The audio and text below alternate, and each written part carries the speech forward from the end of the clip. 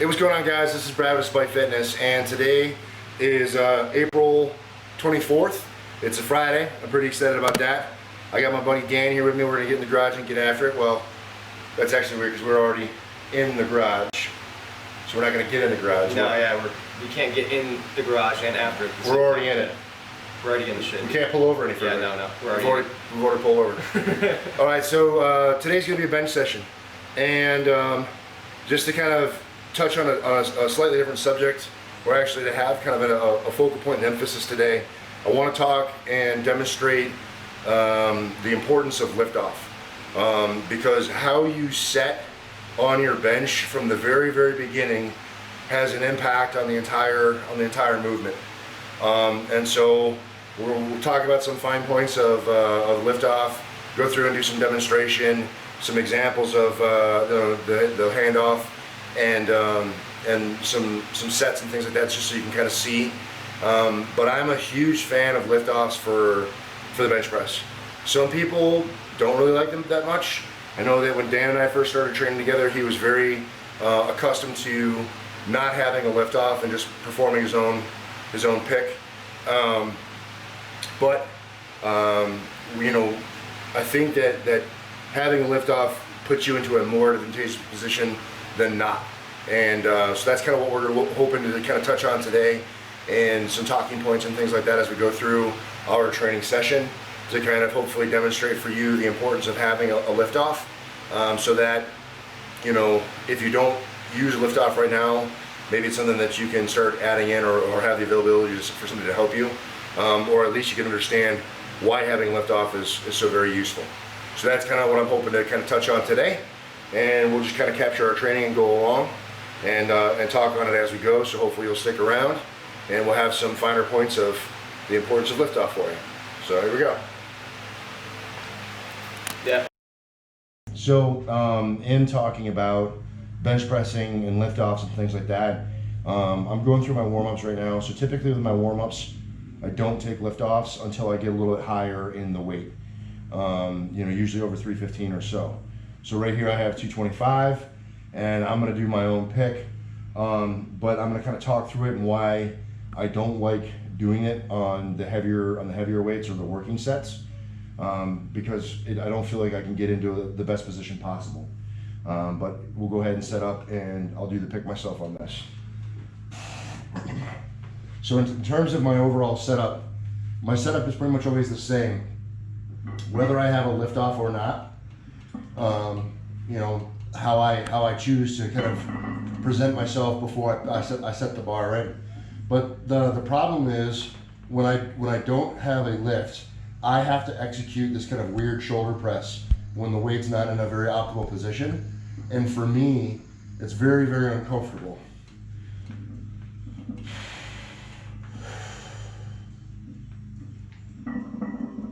And rotating it out myself is also a little bit uncomfortable on the shoulders.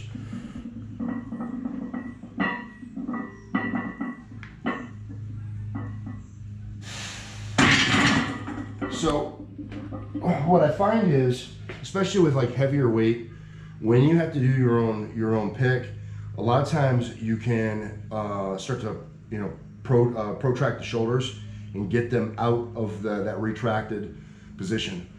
Typically when I bench, I like to keep my shoulder blades retracted and depressed, so that my shoulders stay in this real nice tight position. And I find that when I have to do my own pick to be able to lift the bench out, my shoulders protract a bit and come out of that position.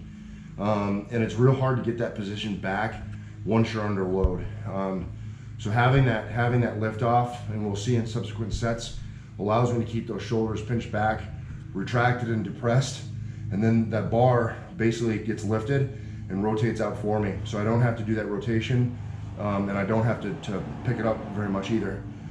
Because ideally, if I set up in a good position, I'm not going to be in an advantageous position to be able to lift the bar, because where my bar path is going to be, and where the J cups are a little bit away from each other, because I don't want to set up right under the rack, because as I press, I don't want to hit the rack. So the liftoff helps me be further down on the bench, so that I'm not in any fear of riding the rack up as I bench press. So that's another advantage of having a lift off is being able to set a little further so you're not really worried about running into the rack.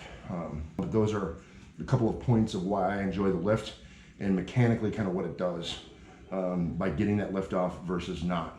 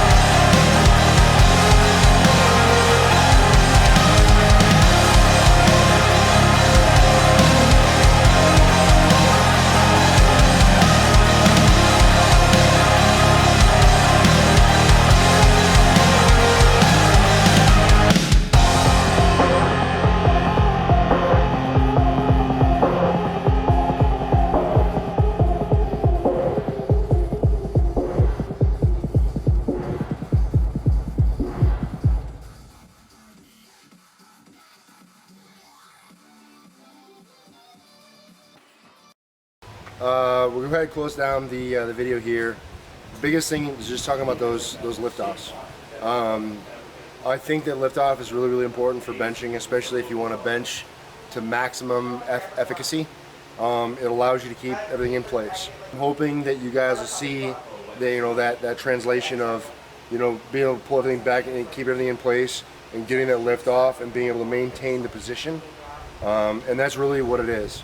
And I think that if you guys will play with it at home, you guys will kind of feel the same thing. It allows you to kind of keep the positioning and keep tight and just optimize your physiology to be able to press most effectively. So that's kind of like what I was hoping to capture here, and hopefully the video translates. So I was able to get up to the 405. I hit 4 sets, 6 reps. There was some stuff that kind of popped up mid-workout for me that was pretty emotional. So I was kind of losing my shit there for a little bit. And it's nothing I really want to discuss, but it's just, some days are good, some days are bad. And it ended up being a great training day, so I'm really grateful for that. Really grateful for Dan being here to help me out and get me through it. And Dan was able to hit some good weight.